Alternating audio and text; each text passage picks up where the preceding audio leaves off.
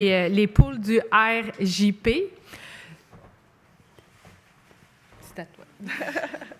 Hi, guys. Okay, so really quickly, though, just make sure if you look at the back of your badge, you're in the right room. This is the, how do you pronounce it? Outaouais. Outaouais room. And for those who, room 9 is kind of running a little bit late. There was a fire alarm. Everything's getting settled. We're good. So we have a speaker coming up here, and her name is Ula Abu Rashid. She has a presentation from There to Here, the story of a Syrian refugee. So Ula Abu Rashid is a new Canadian of Syrian origin and is a student at the University of Ottawa who works at PSPC. Ula's family left Syria for Germany in 2015, and in September of 2015, her parents, her siblings, her whole family walked from Damascus to Munich, a distance over 3,400 kilometers. So I would like to join us as we recount her story through the steps of a visual documentary and her family's journey. Please welcome Ula Abu Rashid.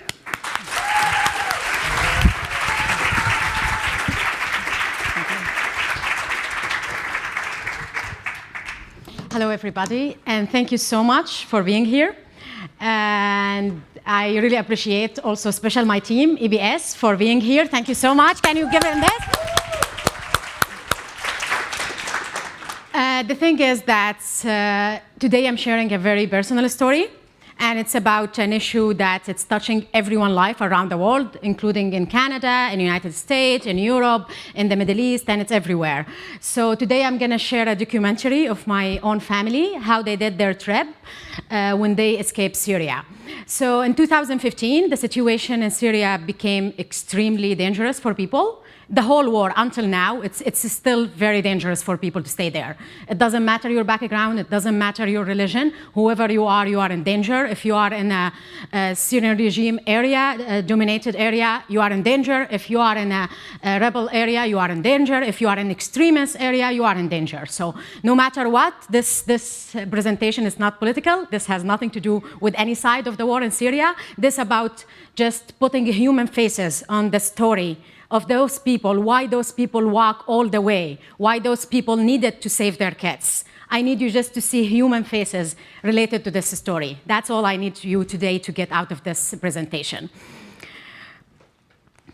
So for people who's not familiarized with the geography of Syria, this is a map, shows Syria. So here Damascus is the capital of Syria. So from the south, you have Jordan, you have Israel.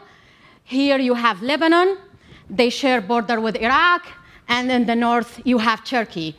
So the journey start for the refugee, actually it started in 2014, 15 maximum, less refugee came 2016, and way few in 2017 that they could survive this trip. So in 2015, it was the biggest refugee movement after the Second World War II.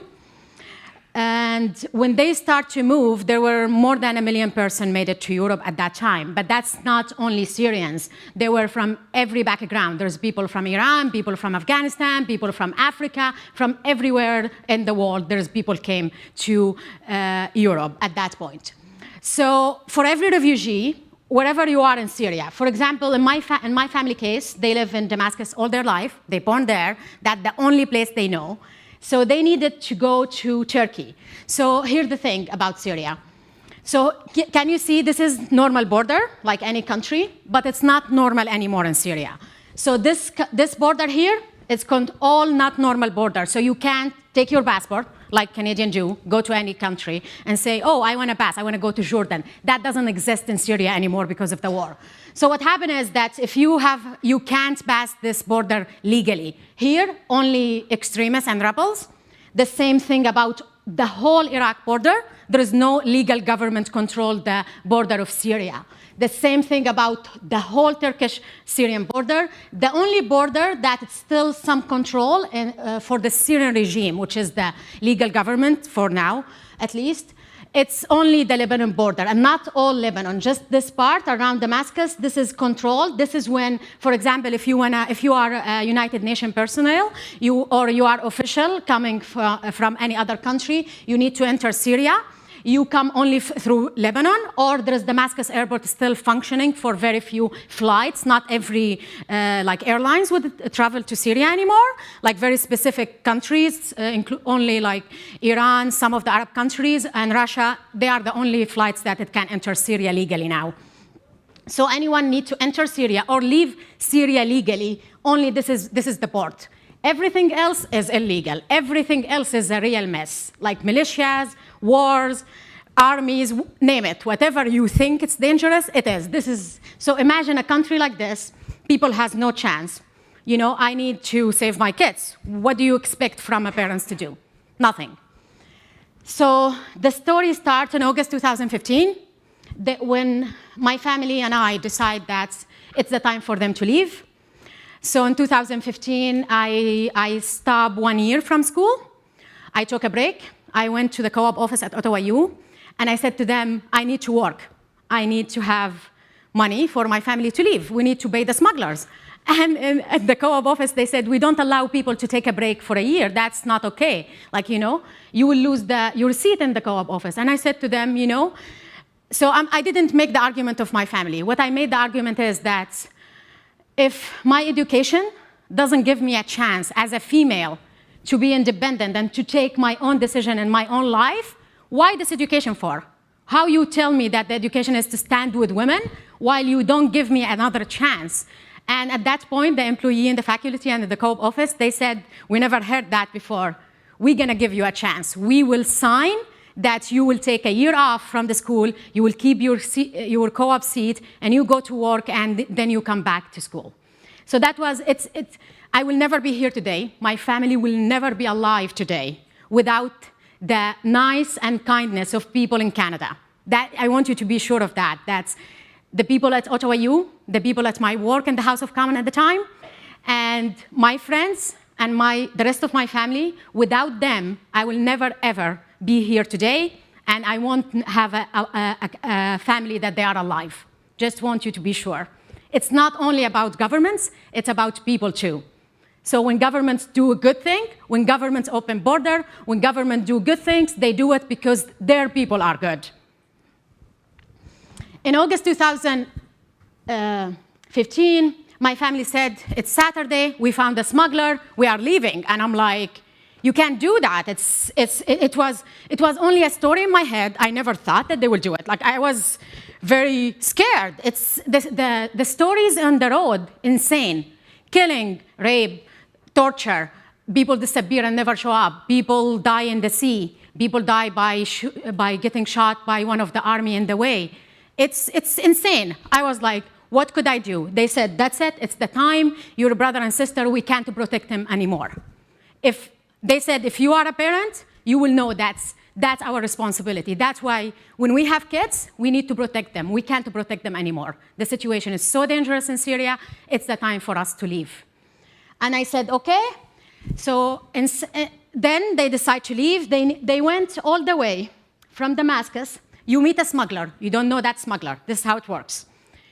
And the only way for people to pay for smugglers, the whole road, it's only by cash and American dollars. That's the only currency that they will accept, just to let you know. In any country, in anywhere, that's how it works. You meet, there's a group of people, you will meet them. They are the people who's gonna be in your journey. You don't know them, you never met them before. Some people go in family groups, some people don't. My family doesn't have anyone. They were my dad, my mom, my brother, and my sister. They decide, let's go. They met in downtown Damascus with the smuggler, with the others who's accompanied them in that trip, and they march all the way to the Turkish-Syrian border. You see where's Idlib? I'll just point to it. This is Idlib here. Idlib here, from there, they need to enter the border because they need to make it to Antakya to get inside Turkey for them to march towards Europe. They were lucky. My family, it took them a day, so they didn't get killed or this in the way, that's the result, obviously. What happened with them? So here's the thing. Every stop, like for example, every area in Syria, not every city, every area, like every couple of streets, there's a checkpoint. And that means checkpoints, people have guns, snipers, they could do anything. And that's included everyone. That's the extremists, militia for the rebels, and the Syrian regime. So the Syrian regime at that point has a control of the capital, not all the capital, even now. Up to here, up to Homs, up to Hama. My family made it up to here. Every couple minutes, someone stopped them with big guns, with this, your ID, blah, blah, where are you going? They know. The smugglers go down, pay the people. This is how you go. This is how it works. You could be lucky. You could be unlucky. They will find your name in one of their data. That's it. You are done. They will take you. And in Syria, take you mean anything. When they made it to Hama, after that, it's more like rebel area. So my mom and my sister needed to cover themselves. Head scarf, full one, covering their face, covering their fingers, covering their toes. Everything should be in black. Any female, no matter what's her background, if whatever her religion, whatever you think, it doesn't matter. You need to cover yourself. Any female enter rebel area in Syria or extremist area, if they see one piece of your hair, you are done. And that includes everything. That includes rape, torture, and you die eventually. So it's very devastating for people, like that's to pass those roads, because you could die, but you take the chance. And also, in every checkpoint, the smuggler go down, pay cash, and this is how the car will continue. They make it after the day to the border. They are next to the border. They couldn't communicate with me the whole way because you need to turn off your phone. If your phone rings at any checkpoint in Syria, you could die just for that. You can't take photos, no matter who you are, no matter in which part. Any photos, that means you are dead. You can't completely. They made it to there, and from there, I start to hear the news, and they stuck there. So I'll show you here the story. So this is in downtown Damascus. This is my little sister with others. You could see they can't take normal photos in the capital too, especially in the capital. There's snipers everywhere. So you could see there's tires. That means it's a checkpoint. That means they are there. There's people with like big guns, and you don't take photo for them. That's for sure. So they are waiting now. The smugglers just preparing the people to get in the little minibus to move to North Syria. This is my mom and my sister. They took a photo they were still in Damascus at the time. They sent me the selfie, and I still remember, it's like today. You could see I don't need like any notes. I remember it every second of the trip. It's like happened today for me. They sent this photo, and they said to me, pray for us. We want you to be strong. No matter what happened, no matter if we never met again, we want you to be strong. Go ahead, have your life like nothing happened. And I was like, you can't say that. And they said, you know how this trip gonna go? If it doesn't go well, we want you to know that we did our best to survive the war. If we can't, here it is. That's what happened. So they could take only 2 photos. Imagine you're born in a country, you live all your life in that country, you know nothing but this country, and when you leave it, the only thing you have, only 2 photos, because it's so dangerous for you to take any photo. This is in one of the village on their way to Hama. This is another photo in the village. So those mini buses, where's the smuggler and the refugee inside those cars, they don't go in main roads. They try to go in little village to avoid the checkpoints. Because when you enter any city, big city in Syria, there is a huge checkpoints where they have your ID, where they get in the car. And I'm saying when they get in the car, that means anyone. People from the regime, people extremists, they look at you, they look at your ID, and they could just look at the ID, oh, we like your shape, go down. That's it. You can't say nothing. They could take your daughter, your son, and that's it. That's the war. That's what it is, the war in Syria. So again, they made it here. Usually, some people get lucky. It takes them 2 hours to cross the Syrian-Turkish border. Some people don't. My family, it took them 4 days to cross the Syrian-Turkish border. It was the worst 4 days in my life because I couldn't communicate with them, 0. And what happened is that I want you to know that technology and social media are so important more than you think.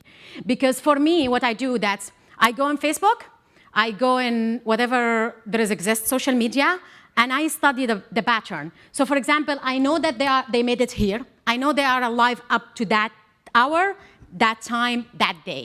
And me, I keep searching. So eventually in that month, I never slept, just to let you know. And I was waiting, so I look, and then there were some accident that the Turkish army opened fire on some of the people. But I just want to be clear that Turkey did a huge part in helping the people. Don't forget, at the end of the day, even as a refugee, even whomever you are, this is a country, this is their legal border, they have the right to open it or close it when they want, when they choose to. And what happened at that point, sometimes, so here how it goes. So it's little mountains. This is how the border between Syria and you could see the people. It's like here and there, static close, that's the border. So, but what happened is that for you to smuggle, so you could see the Turkish officer, they are on the other side. What the refugee do, so there will be smugglers. When I say smugglers crossing the border with you, that's someone 12 years old, 14, 15 years old. There is a leader for the smugglers who's the dad of those kids. He doesn't go across the border with you. He's either on the Turkish side or on the Syrian side, and it's only kids who take you on the road. So there will be in a, let's say, small mountain or big hill, there is tunnels under those. So the smugglers built this way before. It's not like building, it's more like just, there's no lights, nothing. It's just you walk. The little kid will go and you run after him. So they will say, the Turkish army not looking now, run. And then all the refugee after the little smuggler, they run. And when you get off this hill, you are in Turkey. This running, it takes you 10 minutes, not more, in reality.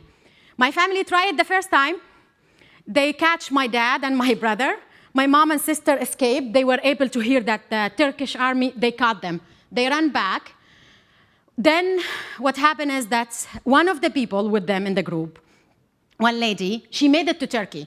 And she sent a message to my mom's family in Damascus to say, oh, look at that. She's they made it, they separated, they're gonna be fine. And at that point, I'm like, I need to find them. I have no choice. I was like, what do you mean they are fine? How they are fine? What it means it's fine? It's like, just to pray for them, they're gonna cross it eventually. And I waited 2 days after that until they were crossing. I can't call them. There is no communication on the no man's land. No communication whatsoever over there. So what happened that this woman, she's already in a little village in the border in her way to Antakya. So she was waiting the group to come back. Her fiancé was with them. She made it. He didn't make it. So she's waiting. And I was keep calling her, tell me. And of them dead, tell me. I need to know. It doesn't matter. Just tell me. And she's like, just to pray for them. They're going to make it. At that point, I was like, I need to know they are alive. They were shooting in the same area. There is someone, teenager female. They said she's dead. I need to know if that's my sister. I can't do this fight without knowing that they are alive. At that point, she told one of the smugglers, because she's waiting on the other side. So one of the little smugglers crossed the border, went and checked about my family. He's like, who's Ula family? And then my mom, you know Ula? And she's like, yes. And he's like, so my mom said to the little boy, she's like, tell Ula we're gonna make it. Tell Ula to wait us. The smugglers went back, tell this woman, this lady, send me a message on WhatsApp, and she's like, they are alive, just wait. So we waited. Eventually, they made it. The second time they try, the Turkish army arrest 4 of them and the whole group. Then they send you back to Syria. You try again. You sleep, nothing, no water, no food, nothing. And you are surrounded with human traffickers. They are killers. They are anything. You don't know those people. You don't trust them. You should never know them. You don't know their real names. You know nothing about them. It's a very scary thing to do, by the way. This is their photo. This is a Turkish army car. So they took a photo when they were, at this point, they sent them back to Syria. It's so funny that they take photo and they think, it's like, oh, Ula will love it. We will send it when we have Wi-Fi. I'm like, yes, I would love it. Yeah, for sure. So at that point, that's 4 of them sitting there. They send them back. And then again, they try the next day. And like this, until 4 days, they were able to cross the border. So I will just explain how also for Turkey, you could see in the map. So this is here, the Syrian-Turkish border. All the refugee. Antakya was a spot where all refugee from around the world, not only from Syria, came to that point. That point, it's a point where everyone meet, and then you move to the other end of Turkey. So at this point, my family was in little village here. They sent me a message. They said, we are alive. We crossed the border. Wait us. We need an hour to make it to Antakya. I was like, OK, I'm waiting. When they get to Antakya, you need to take a transportation method, which is bus. For sure, the Turkish government knows that they are refugees. They are moving all over the country. They don't do anything bad to anyone. That should be very clear. It's not easy for any country to deal with refugees, millions of people just walking in your street. You don't know anything about them. You don't know them. You don't have any obligation to do except to humanity to help them or to allow them to cross your country. Everyone make it to Antakya, Syrian or non-Syrian. From here, you take a bus. It takes you 11 hours to make it to Izmir. Izmir is the main point where all the refugees will march towards Europe. From here, you take a little boat, and you will make it to one of the Greek islands, and that's when you are in Europe. So that's the first photo I have of them after they cross the border. There is a big mall in Antakya where all the refugees meet. You will find thousands of people just running in little backpack, and they don't look good, their clothes not good, and they just go to the washroom there, they buy new clothes and this. They send me this photo to tell me that they are okay, everything. I was like, what is Michael Jackson? From where this bag? And she's like, we just bought it. It's like, why you would have a Michael Jackson bag? I was like, that's a little interesting. So after that, that's some of the people with them in the group. This is my brother. This is my little sister, and those people with them. They just met them. They don't know them. They don't know them at all. They never met them before in their life.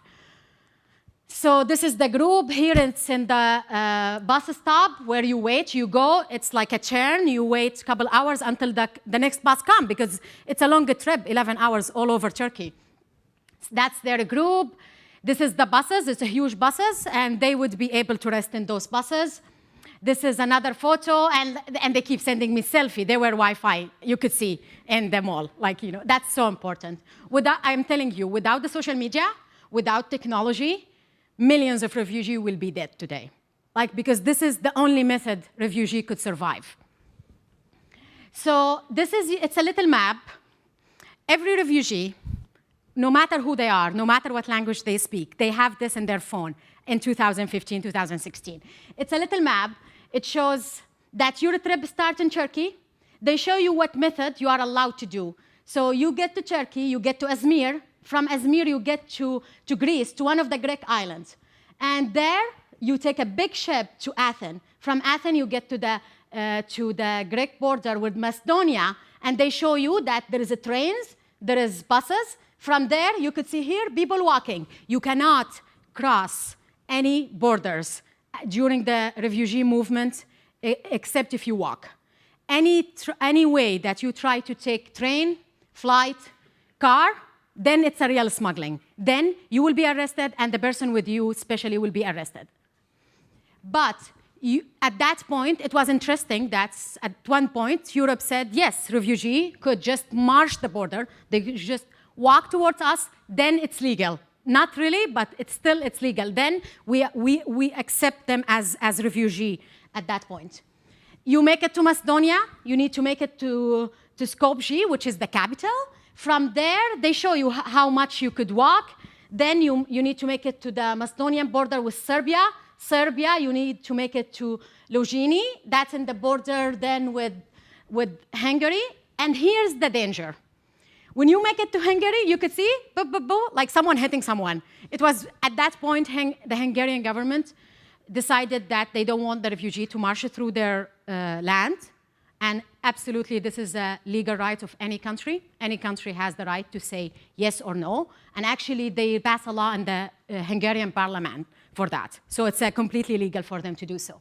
So when you get to Hungary, there is a huge danger that you can't make it to Europe. Or when you are in Hungary, you are in Europe, but people want to go to Western Europe.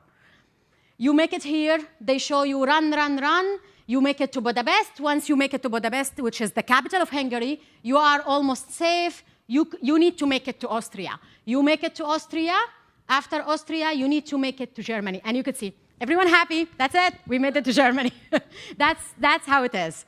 So a lot of people wants to go to Germany. A lot of people wants to go to Sweden because their family already made it to Sweden, to other Scandinavian country, to Holland, like you name it. But the biggest number actually went to Germany.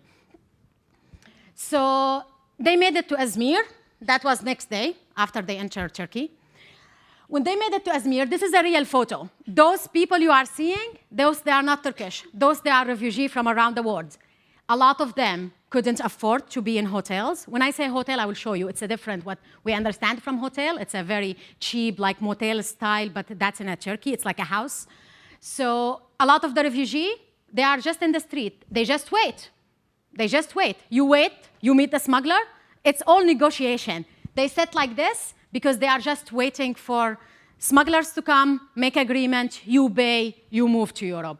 They catch you, you come back again. My family told me that they found some people, they have tried to cross the sea towards Greece 10 times, but they never give up. There is no way back. If you make it so far away from Iran or Afghanistan, where are you going to go back? You don't have the money, you have nothing to go back to, nothing. You already come illegally. How you think you can go back? No way back, that's it. You die or you make it. That's the only choice they have. So this is another photo. People sit like this in the street there. They have coffee, they have tea, and they just wait because you make negotiation, you hear stories online. And I was from here monitoring online, like go to Facebook. There's this story. You go, this smuggler's good, that smugglers. So we were like 24 hours together as a family to like, there's this story. There's people tried that type of boat and they died. Do not try it. There's this is a closer island. Do this, don't do this. It was a whole negotiation for them to try. And my family stayed there for almost 2.5 weeks. Other people could stay there 2 days and you make it to Europe. They couldn't, and I will show you why. So this is another photo, people just sitting there and waiting. This is what I mean by hotel. So the refugee would rent rooms, those little hotels in Izmir, like those hotels for anyone could take, but it was occupied by the refugee at the time. So full family. When I say full family, like you would find couple family even in a room. In one room, you will find like 20 people, 30 people. That was because you can't afford, and you are moving, you are in the move. You can't it's not luxury, you need to leave. So this is another photo. This is how it was in Izmir in August 2015. People were just waiting or can't afford to pay for more than the boat to Europe. That's another photo. You could see how people waiting, including so most of the times male would stay outside, female would stay in those little hotels. So this is the last photo they took. They were happy, everything fine. We're gonna make it tonight. It's a goodbye to Turkey. We are gonna start to take the boat. They agree with one smugglers and they are moving to Europe. That's their photo. So the smuggler will take you from wherever you are. There is a spot. They wait because there's the Turkish Coast Guard, and you can't do it. It's not like they see you and bye, go to Europe. It doesn't work this way. It's like you would be arrested. If they see you face to face, that's it. You are arrested, go back to Turkey. You can't cross towards Europe. So if you are looking for a smuggler, that's the one. So he was talking with them, and they were sending me photo, and now he tell you what to do. But here's the thing. Smuggler will never, ever be in the boat with you. They stay in Turkey. So what happened, that they made it there. They were supposed to be 30 people in that little boat. And still, it's very dangerous. I will show you how the boat is very little. It shouldn't be. When they made it there, they found there's 60 people waiting. They're going to be in that boat. That means they are done. They are dead. And I was like, she sent me a message, my little sister, and she's like, there's 60 people here. And I said, do not do it. Go back. She's like, we don't know how to go back. And the smugglers have guns. They need their money. Because here's the thing. There is two ways to pay for smugglers at the time in Turkey. One way is that there is insurance offices, whatever that fraud is. You go, you put the American dollar cash there, you put your name, and you will make an insurance policy, little one, that's pay this person, and it's all fake names. You never know who's those people. Abu something, he's the father of someone. You never know who's their name. So that person will get the money in 2 days if you don't call to say, we didn't make it. We get caught, we come back. Don't pay the smuggler. It takes 2 days. You need to call to say, this is the code, pay him. Some people would pay the smuggler right away. Some people was like, no, it doesn't matter, I'm gonna make it. But that's a danger. If you pay the smuggler, he disappears. So you bet the money, they take you there, they take you to a spot, and they wait, most of the time early morning or late night in Turkey, for them to take you across the sea. That's another photo that they were waiting in the spot to move. They have this like life jacket. They are not real life jacket, like they were a very bad one. So if your boat sink, that's it, you are dead. That's another photo of them. They are sending me, and I'm waiting them. I was hoping, and I thought that they will make it, but it turns it's not as easy as I thought at the time. This is another photo with the group, and they are waiting. This is how the boat looked like. So imagine 60 people trying to cross a sea. You know, you're not thinking about lake or river. 60 people, 45, sometimes 70, 75 would fit there. And because every person would like, you need to pay around 1,500 beer person, 1,500 American dollar beer person to cross, just to sit there. And that's it. That's the only method you could cross to Europe. So here's the thing, she sends me, so you could see it's FIDO, so it's a screenshot I take here in Canada. So they send me location, I need to know where they are with whom. I try as much as I can to monitor the social media to see what's going on, any accident reported there, that means it's them, the possibility of that they get arrested, the possibility that they die. I needed to think about that, like it could happen at any second. And I needed to know where they are. The GPS was very important for me because then I know where they are. If they disappear, I know that I will find them and I'm going to find them. I promised myself that during the whole trip, I spoke with my grandma in Damascus once. I'm not a mom, but I don't know how to tell a mom that your daughter disappeared. I know she's my mom and I know she's adult, but how to tell a mom, oh, guess what? Your daughter gone. I can't tell her that. I couldn't. I called her once when my family disappeared in Hungary, and I said to her, I'm gonna find them, no matter what. No matter what happened, you should know I will find them. That's the only time. I couldn't call her at other times. When they disappeared in the Syrian-Turkish border, I couldn't call her because I couldn't tell her I know nothing about them. That night, my grandma was admitted to the hospital. She was having diabetes just from fear about that they're gone. And my uncle called me and said, they should never leave. We should die together. I said, that's not an argument. You don't make an argument. We all, and he's like, it's war, we will die together. At least we die together. I said, that's not an argument. They deserve to live. They deserve to live in dignity, no matter what. My little sister deserves to go to school like any other girls in the world without fear that she's gonna be raped and go back home. That's not a choice for me. We all make this decision, and we will pay the price for it, no matter what happened. She sent me this location. This is where they were with the smuggler, and they needed to move. You could see it's 2:02 p.m. They are moving 3 minutes. They are just walking towards. And that's it. They are in the water. She sent 15 minutes. They are in the water, everything fine. At that time, they sent and they said, Ula. I said, what? She's like, the water is in the boat. And I'm like, what I'm gonna do? I'm in Canada, what I can do? It was very devastating. She's saying, she sends me a message on WhatsApp. So here's the thing. Yes, it's a sea, but Turkey, so close to the Greek islands, you could see it. Like if I'm standing here, you could see the other land. But once you get in the water in a boat, you can't see the land anymore because you are lower than the land. She sends me, so you buy what is called international plan, like it's just a SIM card, like it costs something like $20 American. It's not like Canada, you need to full things. You go, the refugee buy that, put it in their phone. So when something bad happens, which most of the time happens, they send messages to their family. They go to the social media. Refugee go to Facebook when they are in the boat and they say, women and kids in this boat, this is our location.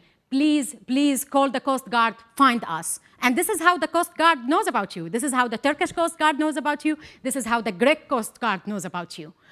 At that point, she sent to me that, and she's saying the water is up to all the legs of my mom. She's saying your mom started to cry. And I was in my little kitchen in Ottawa, sitting.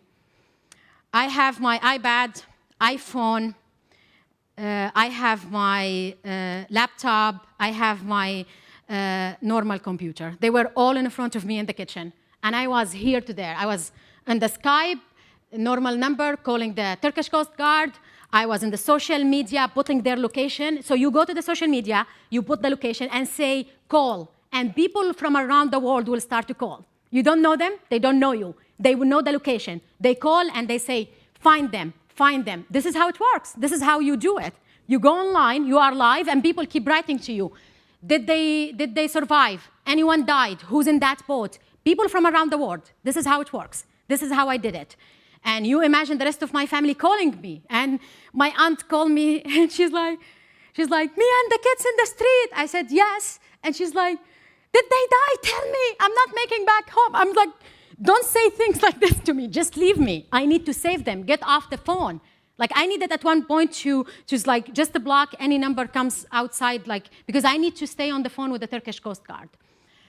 When this happened, you could see they're still in the water. So there is phone numbers. That's the Turkish government announced, the Greek government announced to save the refugee. That's very important to know. That's no matter what you hear in the media, this happened, that bad happened. No, there is always good things governments do, always, no matter which government is that. So the Turkish Coast Guard, there's a phone number that accepts phone calls in English. You call that number. It's somehow it's in Ankara, so probably it's the headquarters. I don't know even that office. And then, but here's the thing: the Greek government is different. Their Coast Guard accept Viber message, so you don't need to talk with them. You send the message in English or in Greek if you have the text. You send them a message and you say, "Oh, here's the boat. Here's the location. Please find them." They don't. Sometimes they say okay. Sometimes they say no. Or they don't even bother to answer you, but they go to bring them. But here's the trick. When you are in this water, so you could see this is water shared between Turkey and Greece. You are on this side, you are still in the Turkish water. If the Turkish Coast Guard came to take you, to save you, legally, they take you back to Turkey. There is no other way. They won't send you to Europe. If the Greek Coast Guard gets you here in their own water, then legally they can't send you back to Turkey. They will take you to their land. So the trick is, if you are here, that's it. It's very bad because you need to go back to Turkey and try again. If you are in those lines, it's the international water. Those lines, when you make it, it's up to your luck. Either the Turkish will come to take you, either the Greek. And whomever take you will take you to their land. It took they stuck 3 hours. I kept on the phone with the Turkish Coast Guard until they got them. At that point, he said, there is 70 people in that boat, everyone alive, we count them, that's it, don't bother us. Even at one point, the officer said to me, he's like, are you the one who's sending things to the Greek? They keep calling because of you. Because I was sending things as like, I know that my family, they are in the water of the Turkish government, they are not in your water, but I'm telling you now, just give me a sign. And I was writing in Viber, and Viber you could see when people read. So whomever was reading that was reading it. I can see it. It's like, tell me now. I need to know. Then it's the responsibility of the Turkish that this boat, everyone in this boat die. Tell me now. Just tell me. I know you can't go to bring them, but I want you just to confirm that you are receiving my message. And they weren't answering. I called the Turkish back, and the Turkish officer said, stop sending things to the Greek. It's you, right? And I was like, how do you? He's like, everyone around the world calling because of you. It's you. I know it's you. And I'm like, whatever, it's me, I guess. And he's like, I'm not leaving the phone. And he's like, we need to call them. I said, you have a lot of phones. I'm staying on this phone. And he's like, this phone for everyone. And I'm like, I'm not stopping calling you until you get them alive. And after 3 hours, they send the warship. Usually they send a small ship. And then my family, when they saw the warship, is like, what did Ula did? And I'm like, I didn't do anything. I was like, I have no idea why they sent the warship. Like, that's not the normal. And in that night, so what happened is that the Turkish army will come towards you, get the boat, get everyone on board, and take the boat. And then they keep you with them, depends how the time. They kept my family with them all night, and then they give you back to the Turkish police on land. That's it, they are waiting, they come to take them. We are just waiting, like imagine all this. Those the number of the Italian Coast Guard, Malta Coast Guard, Turkish, Greek, Italian Red Cross, Greek Red Cross, and the Human Rights Watch. So those numbers, you call. And even when you are in the boat. So the officer said to me, just give me a phone number. I said, her phone will die. He said, doesn't matter. Give me one phone number in the boat. We call, and even if we don't call, we get that by GPS. We know where the boat, we will get them, don't worry. And I'm like, what if you can't get them? He said, I need a one phone number and I need one device, and we will find them. So this is how it works. I call all those. You should know that I was like sitting in my little kitchen, and I'm like, I'm gonna find them. I didn't cry. That day, I remember I didn't cry. But I looked down on the floor, and I found it's like water, and I said, what this? And I just discovered that it was my sweat. I was sweating from my neck, all my body. That's how much afraid I was. Because she was sending me messages like this. I was listening to her, like, you know, when WhatsApp, you do messages voice, and she sent me, she's like, we are dying.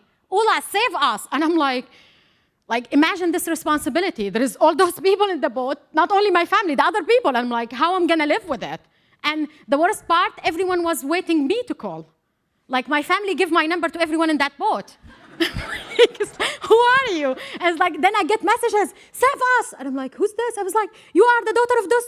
I was like, who's those people? I don't know them. So the whole way, my family kept giving my number. The whole way is like, just I get phone number. Hey, you are Ula. I'm like, yes, who are you? And I was like, oh, your family gave us the number and this. I'm like, okay, whatever. And I couldn't blame them because I needed to answer any phone calls come at that point because it could be them in any dangerous situation.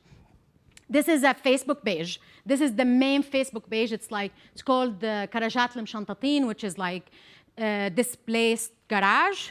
This is where all the refugees around the world in 2015 and 16 use this page. You go, you put a news, you put the location and say calls. You will find thousands of people will call from around the world. We'll call the Turkish, we'll call the Greek, we'll call the Italian. It's a method, like the technology is saving people. That's how it works. So at that point, next night, I got one message from my little sister from the boat. She said they warned us not to use any cell phone in the ship. And then, they treat them very well. They give them water, food. So that was really good thing for them to see. At this point, they took them to North Turkey. They gave them to the Turkish police. This is their location. She sends me because we don't know what happened next. They don't tell them anything. They just take them, give them to someone in the land. This is the location where they send them. This is their photo, another selfie. It's in a minibus that the Turkish police used to take the refugee to a detention center at the time. That's the detention center location. She sent it. We don't know what they're going to do to them. They kept them for one night. And after that, they release them. They tell them, don't try, it's fine. And they laugh. They know they're going to try. There's like, OK, sign this paper. You're not going to try to go to Europe.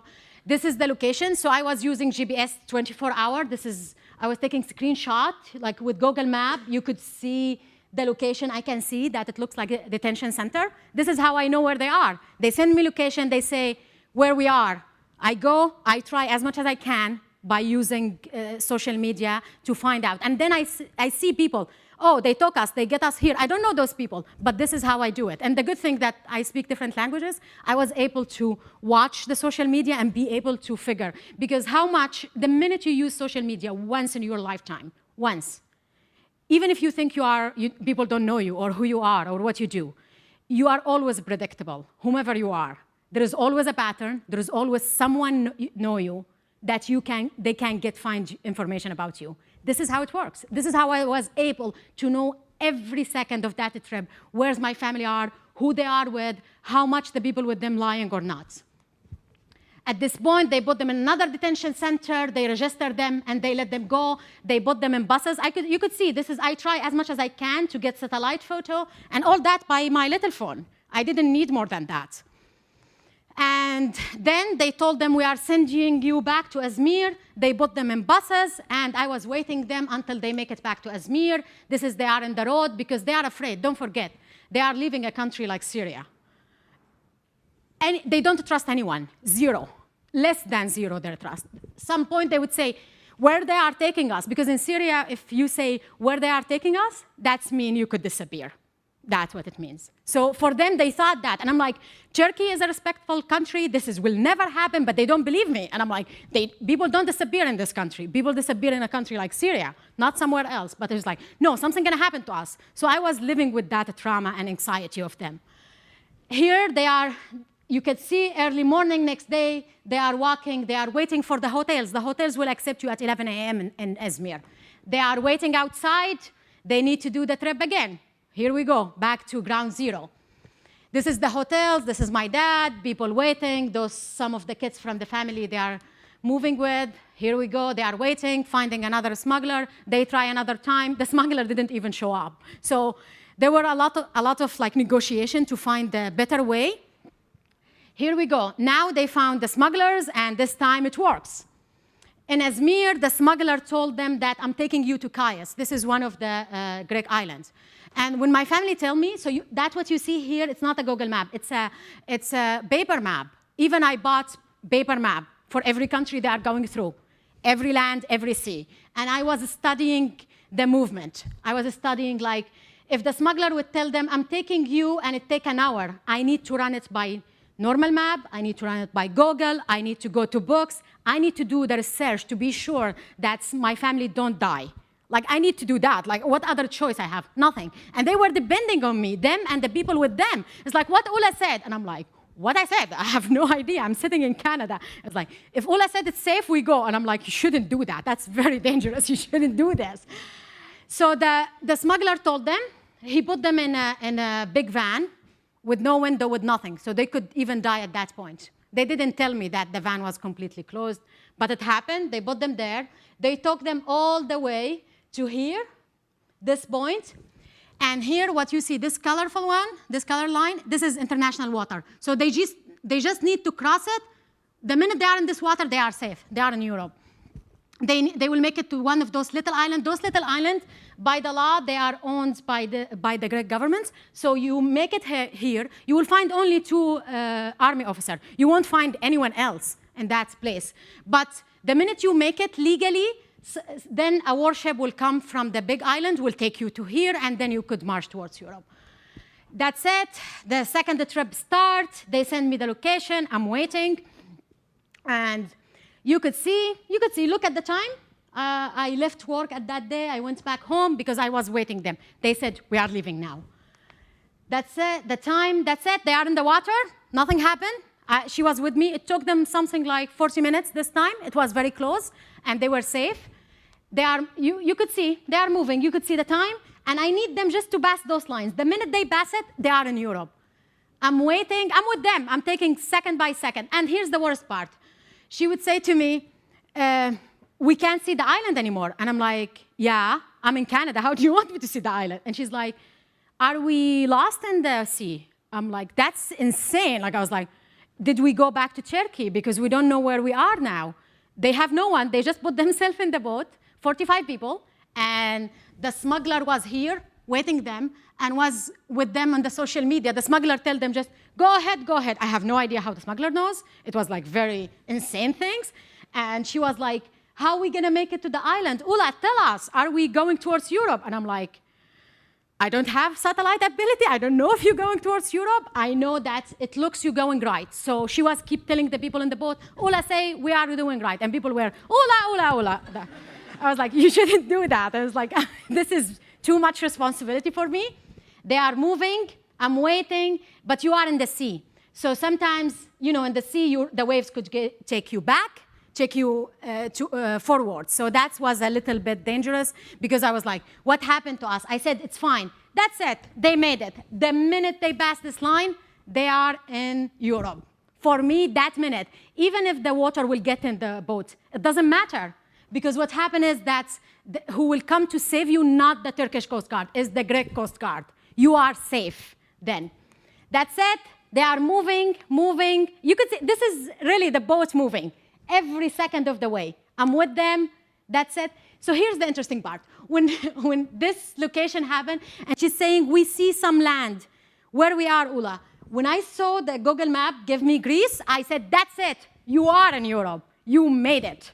I was like, and she was like, and everyone was in the boat. Yes, yes, we made it. I was like, because the minute we see the location, it's Greece. That's it. They are safe. They made it. They are getting there. She got here, and she's like sending me. We don't see any normal beach. It's only rocks. We're gonna die. And I'm like, what I'm gonna do now? And she's like, I said, try to, you guys, to push the boat to get to somewhere there's beach. And she's like, we made it to Europe, but we're gonna die because there's no beach. And I'm like, I can't tell you where the beach, because I don't know where the beach. Just to try. 10 minutes after that, she said, we found the beach. The first selfie, you could see, they are still in the boat. And they was like, look, we are in Europe. I said, where's you are in Europe? And she's like, behind us, it's Europe. And I'm like, you still not in Europe? You still in the boat? But she's like, they were so happy. I couldn't tell them that you're still in the boats. They made it in the island. You could see how tired and exhausted they look. This is my dad, my little sister, my brother, and the people with them. This is the second selfie. You could see, like now it becomes the signature of the refugee movement, is the selfie of the refugee in the worst situation, which they're gonna die, but they are happy, they make it. This is them hugging each other, people crying, and that's it. This is them marching. So they were like, you could see how it's all rocks. They found this little beach. The two officers in the island said to them, come, sit here a couple hours. They give them water, and they said, the ship will come to take you. That's it. This is their location and this. After that, they let them march towards another point, and then the warship came to take them. In less like 30 minutes, they were in Kayes. This is the main island. Once the refugee make it to main island, what happened is that usually the Red Cross in that country and other humanitarian organization will come, register you. They will take fingerprints and photos, and they will check your ID. In every country in Europe, this happened. They make it here, they register them, and now they need to wait. They send them for one night. They were like a camp. They keep you there, the Greek government. Next day, they release you. That's it. Then, here's the wait. They need to move towards Athens. You need to go to the mainland of Greece. They are waiting. They couldn't find like tickets. There is only one company that will allow the refugee to buy tickets from them. You need a legal paper from the Greek government that you are registered. They know who you are. They have your photo, your fingerprints. You need that paper in order to move towards Athens. You can, without that official paper, you cannot at all move towards the mainland of Greece. So they are here, they call me, it was insane. It's like, we can't get, the ship's completely full, what are we gonna do? I tried to call some people here, some people in Greece, their relative in Greece. We tried to book them, but we couldn't. It was very hard, like it was very sensitive politically. You can't just go online and book. And I'm like, I'm gonna pay, just tell me how I'm gonna do it. So this is what happened is that after 2 days, stuck in there and sleeping in the street, that's the only choice they have, they went and buy a phone number. So your Turkish number will work up to one of the Greek islands. After that, what happened is that you buy another phone number, and then you use it up to a specific point. What happened, it's Vodafone. And they had the best service ever. I went online, it was at 3 a.m. in Canada time, and I was like chatting with someone working there, and I was like, you know what, I need to fill, I never did it. I don't know, the good thing he was speaking English. I was like, I need to fill it. I was able to fill their phone until Serbia. After that, they needed to get another phone. From there, online, because there is a limit how much you could put euro on it, I was able to fill their phone, and this is how they had a phone and internet the whole way. We were able to do that in this way. They bought a phone, and from here they are moving. This is the big ships usually take the refugee, and anyone, even the tourists in those little islands, towards Athens. They are in the ship. They are extremely happy. They are in legal ship, you know, like they're not worried anymore. That's another photo of them, people waiting. That's it. They made it after 7 hours to Athens. Here's Athens. They made it from here. You can't wait. The more you wait, the more the dangerous becomes, the more the political situation it gets dangerous. Because Europe at that time, things start to get very heated between countries, especially Hungary when they said, no, we won't allow the refugee to pass, and then the European Union said, no, you're gonna let everyone go, and then if you want, shut your border. It was very dangerous and sensitive situation for everyone. That's their photo in a cafe. They found the Arab cafe in Athens. There people meet. You don't need a smuggler at that point. You just take a bus or a train to the border. They took a train from here. This is the location where they took a bus. That's it. They made it all the way to the to the Greek-Macedonian border. Any red you see in a map, that's international border. They are here. So here's the trick. You leave your method of transportation. You cannot at all cross any border in Europe at the time, except if you are walking. They got off the bus. She sent me the location, and she's like, look, Ola, it's like, where's the border? And I'm like, you should know. I was like, how do I know? So I went to the map. I could see where the border. So she was with me, and then she sent me like, tell us how to go. And I was like, try to see where the refugee moving, and you guys just march after them. I try through maps to tell them where to go, but I see legal point to entry. I don't see the illegal point. I don't know how they can make it. So they are marching. They are marching. So she sent me at the time that there is millions. So we found in the social media that once you make it to this border, this is how you learn. You don't need much. You go to the social media. Once you make it to the social media, once you make it to this border, you need to find it's like the railway or railroad. It's a main one across usually between Macedonia and Serbia. Once you find it, you are in the right way to enter. What you will find here the army waiting you. So each one of those countries, the army waiting you, they wait you, you come, they give you a sign. So the refugee will be in the other side, people marching, and then the army of the other country will say, just march towards me. They give you a sign, just walk. Once you walk, when you cross, you are in their land. They register you, they give you some water and food, they keep you a little bit in their camps, and then they ask you, move. You want to go to Western Europe? Just go. That's it. She sent me a message to say there are millions of people in this railway. Then we knew that they found the right way. I said, okay, march after them.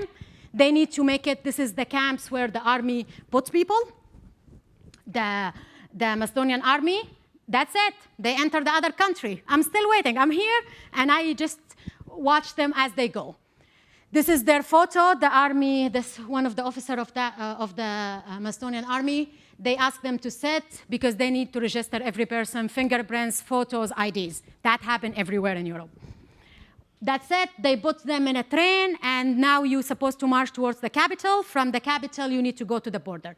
They put them in the train, and then what happened is that once they made it, I could see they need to make it to Skopje. They make it to Skopje, and some officer get in the train, and they said to the refugee, it's fine, don't get off here, continue. They ask the train to move.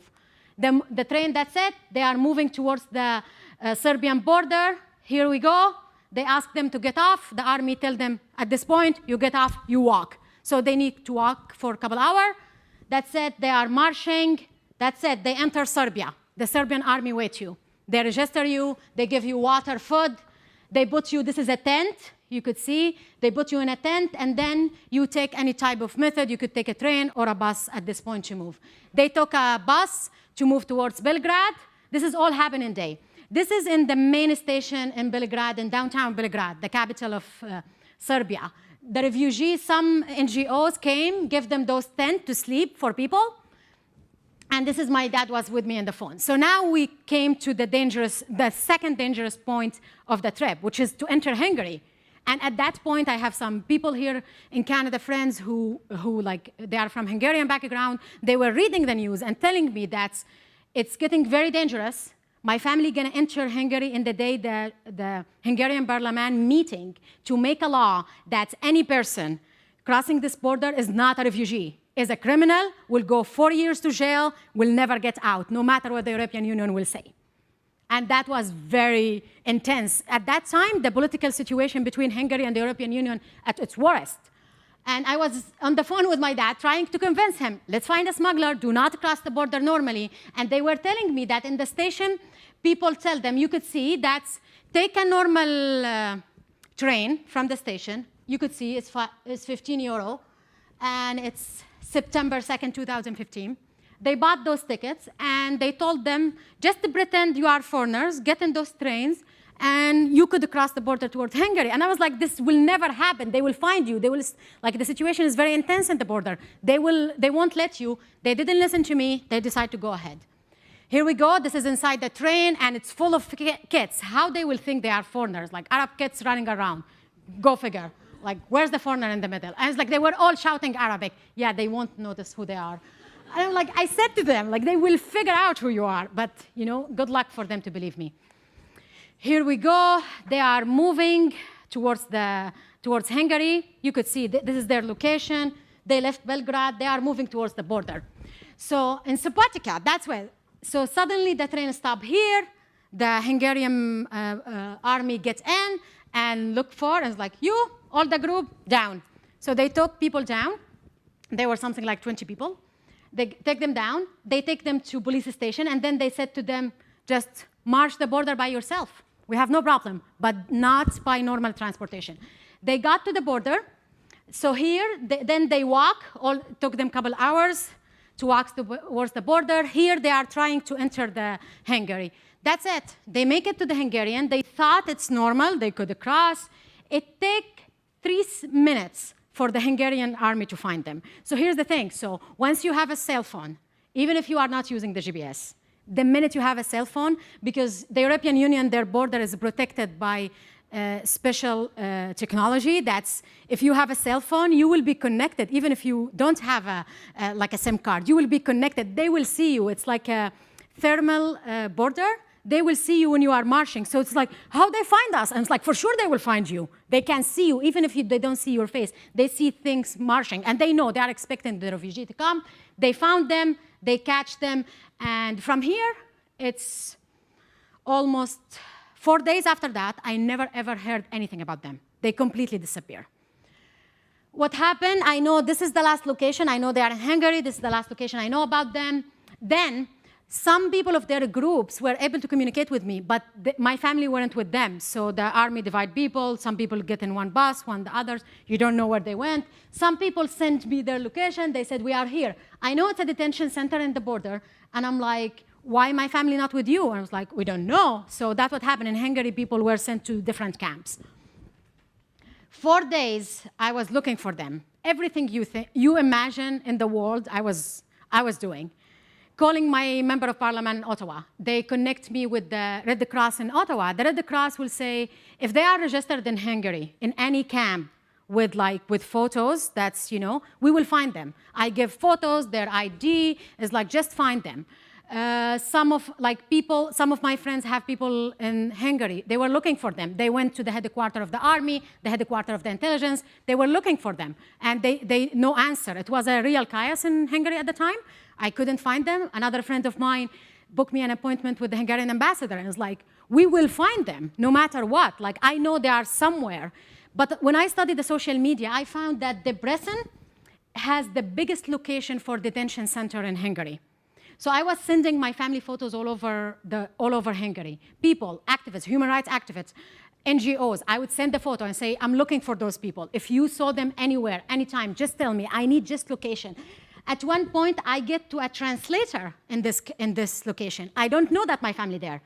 Later, I get a call. My family was able to get a phone after 4 days to tell me, we are here. Can you get us out? I was like, I'm going to send a lawyer tomorrow morning with those Hungarian couple. They will get you out no matter what. And then what happened in that night, in September, first week of September 2015, the Hungarian government decided every camps they have to open it, to let people march, and to move towards Europe. Because the European Union was giving a sign, what happened 2 days before they left, there were some buses with the agreement with the European Union, buses enter towards Belgrade, take the refugee, take them towards Austria. So it becomes a real chaos. The government decides, let people just move. In Debrecen, this is a map that the Hungarian government were giving people, that we catch you here, they write to you, you are here in this city, we catch you, we send you either in a train or a bus, we take you to Debrecen. It's an open camp. It's one of the biggest camps in Hungary. They found people, refugee there has been for 10 years. It's a very scary, it's a full scary place. The translator I found, it turns that he's originally from Syria. He's like, he was very afraid. How did you get my number? And I'm like, I don't need anything. I just need them to be alive. Just tell me they are there. The translator went that night to find them. He said they were There were like demonstrations in every camp in Hungary, people marching. So your family should be fine. Someone saw your family marching towards the door. Later, this is the photo I got from them after 4 days. Here's we go. The Hungarian government asked people to move. You want to leave? Leave in 2 days. After that, we will shut the border. They move, they put them in a train, and they didn't know where they're going. But then I learned that they are going to the capital, Budapest. You could see they are marching to the Budapest. They are close, they make it, and this is a live photo from Budapest station in September 2015. Millions of people make it to that city. That's another photo. All those people are refugees. Look at the trains. This is another photo. Everyone, this is my sister and brother. They are waiting there. So this is the international media was outside trying to protect the refugee. So no one enter. If you try to leave the station, you will be arrested. So the international media was monitoring the situation. You are only allowed up to here. After that, that's it. You will go back to camp. There were some of the international media, they asked my little sister to carry that people, refugees have the right to use normal method instead of going with a smuggler, instead of getting killed during the way. And you could see all this, by the time they make it to Budapest, what happened is it becomes cold. They don't have clothes, they don't have food. The Hungarian people came, a lot of volunteers. They came to help the refugee. They enter, despite their government attitude. They came, they gave the refugee food, clothes, everything. They helped them in every way. You could see, this is Hungarian volunteers. They were helping no matter what the attitude of the government at the time. This is every camp in Hungary opened their door and asked people to march. You could see, this is how people were marching. People walk for hours. I was keep getting phone calls from people. The people were in their group and saying to me, you know, tell your family to wait. I was like, I can't tell them to wait, but it's fine. This is where my family, just let them come. So everyone was with me on the phone all the way. This is how people marching towards Belgrade. This is another photo inside Belgrade station. So even the volunteers come to help the kids in playing. Like, this is how human kindness could be. So here people start to march, and the media was with them. They tried to walk towards Austria. So this is the Hungarian-German couple that they were trying to find my family. I was so worried about my family. I said, I need you to go to the station. They drove from the little town outside Budapest. They made it to the station. There were 15 people with my family group at the time, the one who met at the end. They didn't have money, nothing. They bought them food. They bought them tickets to go to Austria for everyone in that. I don't know those people. They are friends of my friends. I don't know them. I was with them on the phone. My friend said, stay with me 13 hours. She said, we will get them out of Hungary, no matter what happened. We will get them tonight. So those couples said, if you can't make it, because both of them highly educated professor, and they said, we know, we are reading the news, we know that our country wants everyone to leave. So you make it to the border, we know they will let you go. Don't worry. If not, we will come, take you in car, and we will take you all the way to Germany. At that point, I was like, are my family safe? And they were on the phone, and they speak their own language with my friend. And it's like, yes, they are safe. Don't worry. And you could see how my mom happy. She's like, someone knows Ula. Like, this is the first time we see a human being. Don't forget, the whole way, armies, guns, smugglers, extremists, killers. It's insane. This is the first time they see a real human being. Like, they couldn't believe that someone knows me coming. That was amazing for them. This is the ticket they bought. You could see. They will leave 6th of September. They will make it next day to the border. Hega Shalom, it's the entry border point between Hungary and Austria. That's it. They make it to Hega Shalom. The Hungarian army asked them again to leave the train. They told, and then she was telling me, she's saying, we could see the Austrian flag, the Austrian army and the Red Cross giving us a sign by hand. They're just telling them, move. March towards me, you are safe. The minute, because the Austrian army can't enter another land. They just need to give you a sign, just move towards me. So they march, they walk for something like 40 minutes. They are moving towards Austria. That's it, they are in Austria. They treat them very well, they put them in camp, they give them food and everything. Then after that, they put them in buses. The buses took them to Vienna. You are not allowed to leave the station. If you leave the station, either you apply for refugee in Austria or you will be arrested. You cannot. They make it, this is the only photo they sent from Austria. And she's like, oh my God, it's a green like Canada. And I was like, yay, that's it, you know now. That's good. That's it. After that, they left from in Vienna, they exchanged. They don't know anything. You don't know anything. Just you see army, police come, the Austrian army and police in the station, put them in a train, and they told them, that's it, you are going to Germany. They don't know anything. It's not your call, it's every government's call. They put them in the train, and the train marched towards, that's it. And here we go. They made it to Munich. That's the phone call I got from them. This is Starbucks. If you want a Wi-Fi in Germany, it's not easy, just to let you know. It's not like Canada everywhere. So the only place you will find Wi-Fi in Germany is the Starbucks. So they are in Starbucks. They went there. They sent me a message. Here we are. A friend of mine was supposed to meet them. That was the first night in a month I slept. Usually I sleep, and my phone, I put it here. I say, if I don't wake up, if I sleep for an hour or two a night, my heart will wake up. I know that they need me. I will never sleep. That was the first night that the phone rang and I didn't wake up because I knew that they make it. They couldn't meet my friend. Then the German police took them. Here we go. They put them in a specific place in a Munich station. And there were volunteers. They were translators. And the translator carry a sign, and they are German citizen. They carry a sign to say, you are safe here. You are welcome. This is how they received the refugee in Germany, in the Munich station at the time. They put them in buses. After that, they don't tell you anything. They put you in a bus. They will take you to a camp, and you don't know where the camp. They took them all the way from Munich in the south for 13 hours in the bus. They took them to a little town in North Germany. This is the camp where they put them.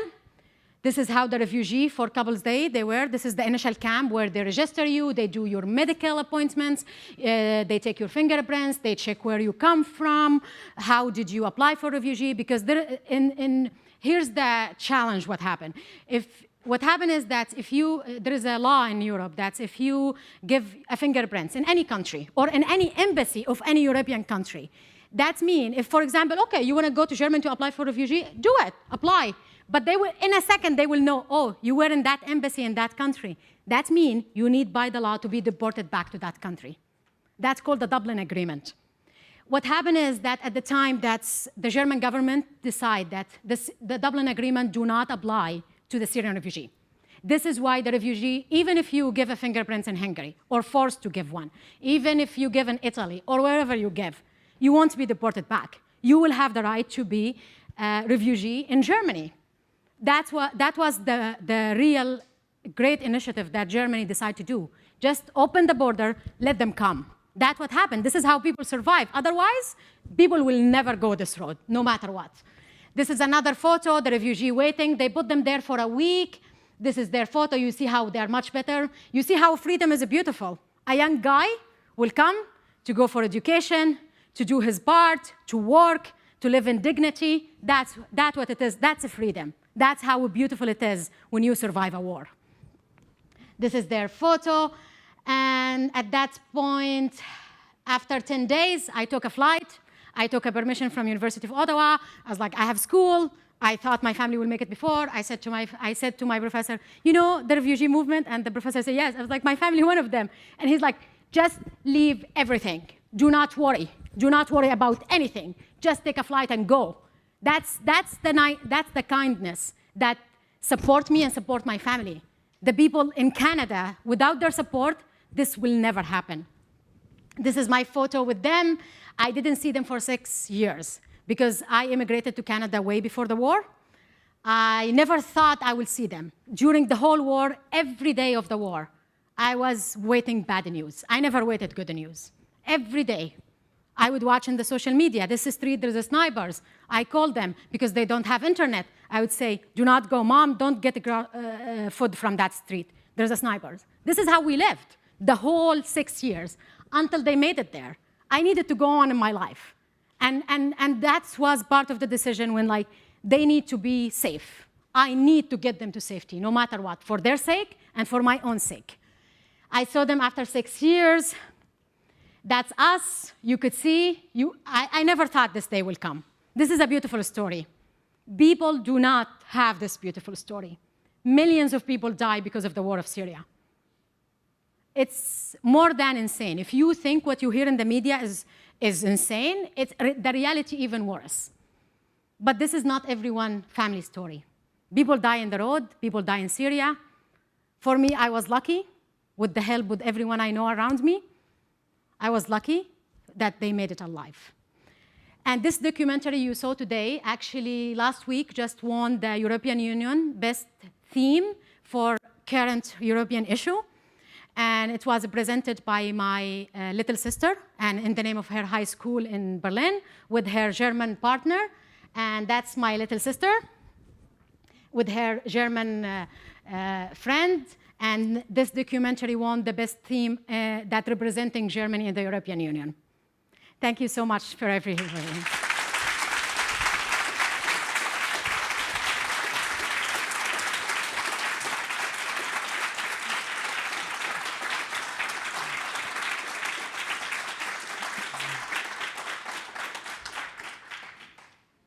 If anyone have any question?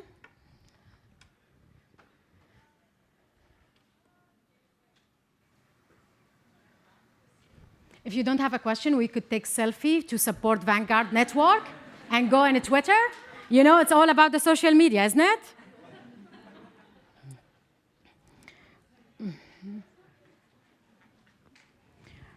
Would you like all to take selfie? Yay!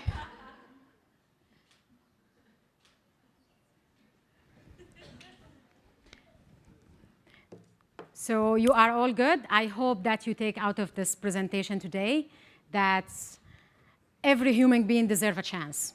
No matter what's your skin color, no matter what's your religion, what's your background, what's your sex, what's your gender, what's your sexual orientation, whomever you are, you deserve a chance to live as a human being, to live with dignity, to live without fear that you get killed or tortured.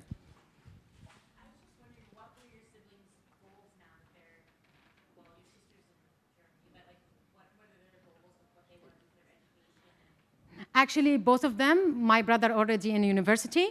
He already entered programs. He's already working with the NGO in Germany. My little sister in the high school, and you could see she's already involved with European Union issues and stories, and she's doing very well. She speaks actually, now she starts to lose even the Arabic. Like it's funny. She can't speak English with me anymore. She's like, either you speak German with me or like some Arabic. That's how it is. So, and she's volunteering also in Berlin. Like she goes every week to volunteer. So she's doing her part. As everyone, they are like, I couldn't be more thankful than for the German people and the German government for what they did. Like it's beyond. Like I have been in Germany a couple of times since my family made it. It's not like I'm complaining. Germany is so awesome. You know, like everyone wants to travel there. I wish they are here. It's not that simple. I tried to bring them here. It wasn't that easy during the whole war. And when they decide to move and Canada becomes with more open borders, it was too late. They made it to safety. But I would say that both parents, my mom already start to work, both of them learning German. It's not easy for them because of the age. But I would say that they have the best opportunity any human beings could have. And they are very thankful, them and millions of other refugees, for this opportunity that Germany and Europe and Canada gives to people.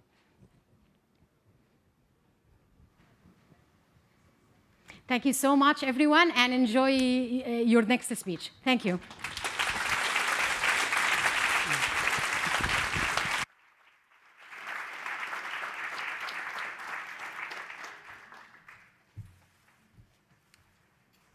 Thank you so much for that amazing speech. I know a lot of us hear about the Syrian refugee crisis and everything through the media, but to actually hear someone's story of what their family went through is amazing, and I thank you for that. So let's give her one more round of applause really quickly.